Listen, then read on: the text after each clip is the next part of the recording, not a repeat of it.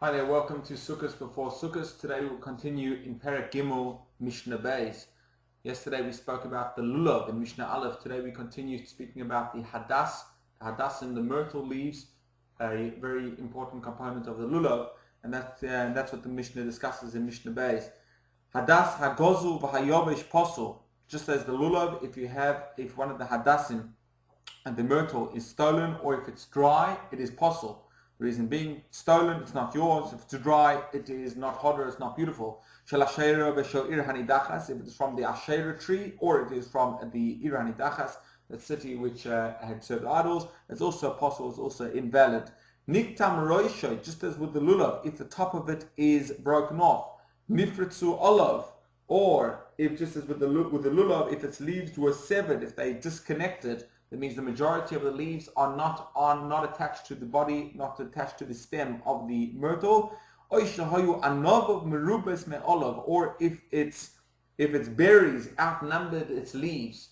The way that the myrtle grows is that sometimes it can happen that there are berries, little red berries, and as long as the berries are green like the leaves, there's no difficulty, there's no problem. But if they are red, they have a different black or red, they have a different color. If they outnumber the leaves, then it causes it to be possible, because that is not considered to be hodar, to be beautiful anymore.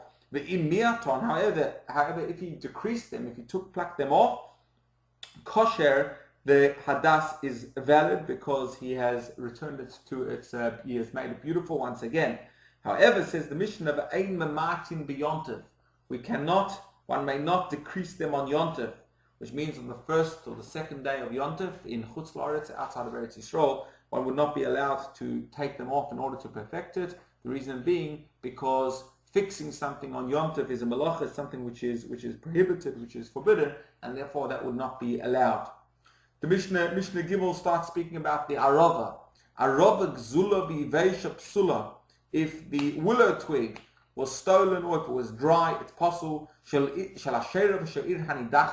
came from the Asherah tree or from the Ir Hanidachas, it is also possible, as we've explained. Niktam roisha, just as we said before, niktam roisha, if its top was broken off.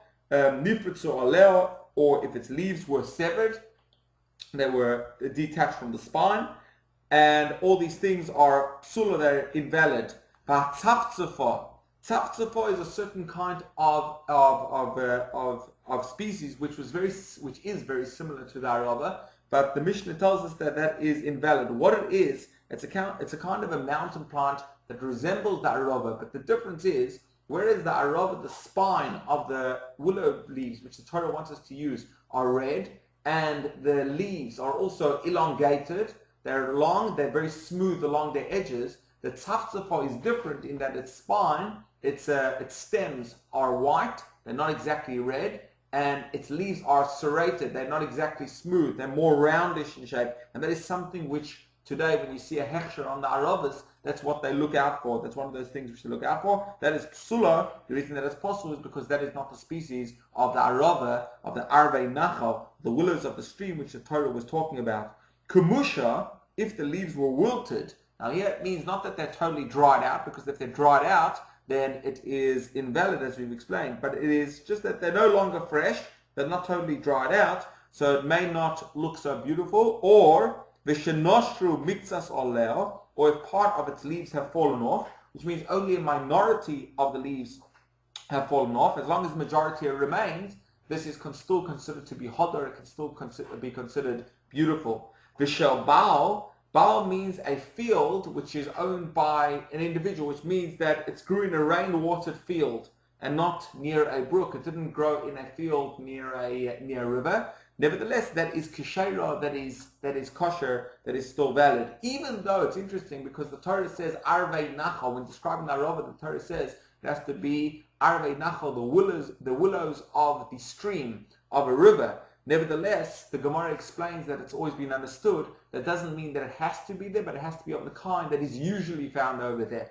And therefore, even if it grew in a rain-watered field, which had been doctored, which had been fixed up to manipulate it for the water to be irrigated, for the field to be irrigated in such a way, it is still kosher. The next Mishnah speaks about how many kinds we need to have there. The Torah is not explicit in telling us about the quantity needed of each species. It just tells us what we should have. Lulav, esrog, hadassim, and arovos. But how much? So here we have an argument, a three-way dispute in the Mishnah. Rabbi Shmuel, Mishnah Dalin, Rabbi Shmuel says, Shloisha hadassim, we need to have 3 hadassim, ushtei arovos, 2 arovos, lulav echad, 1 lulav, the esrog echad, and 1 esrog. And these things are expounded here. The Gemara explains where he gets his idea from. It's actually from the wording of the Torah itself, where the Torah says arvei nachal, which means willows of the stream, that is plural. It says anaf eitz avois when referring to the hadassim, which means branch of a plaited tree. And a branch, anaf means 1, anaf is a branch, eitz means the tree, avois, plaited, means, gives us a 3rd one, and therefore 3 myrtle twigs. Kapis tmorim, which is the lulav, and the pre-eitz hoda, the esrog. The Torah only refers to 1 of them. However, says Rabbi Shmuel, afilu shnayim ketumim ve'echad einay kotum. Here he's referring to the hadassim. He says that even if 2 are broken off and 1 is not broken off, which means, as we said, if the top of it is broken, it causes it to be invalid. He says if 2 of them are broken off and 1 of them is not broken, it is still good enough.